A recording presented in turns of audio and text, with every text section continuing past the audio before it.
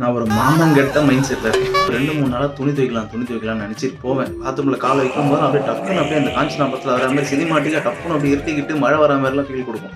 சரி ஓகே, மழை வர போது இப்போ துவைக்க வேணாம் சொல்லி நானும் 2-3 நாளாக விட்டுட்டேன். நேற்று ஸ்டோரி கூட போட்டிருப்பேன்.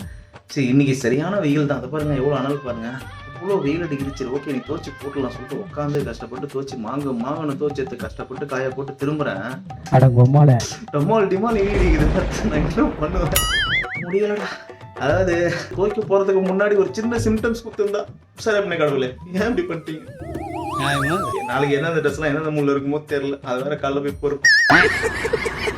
இப்போ என் மைண்ட் எப்படி இருக்குன்னா நான் கொத்தப்படா இருக்கு. கேட்க மாட்டேனாங்க. நீங்கள் கேட்கலாம் துணிலாம் கீழே கொட்டிச்சா இல்லையான்னு கடைசியில். ஆனால் கொட்டலை, பரவாயில்ல. நான் கூட அங்கே பொறுப்பு விட்ருவோம்னு நினச்சேன். எதுவுமே அந்தளவுக்கு காட் பிளேஸ் எதுவும் ஆகல. 2 மட்டும் பொறுக்க விட்டாங்க.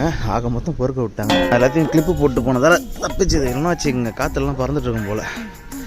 ஓ எனிவேஸ் தப்பிச்சுதான் சாமி. நான் குமார் அவசரப்பட்டிய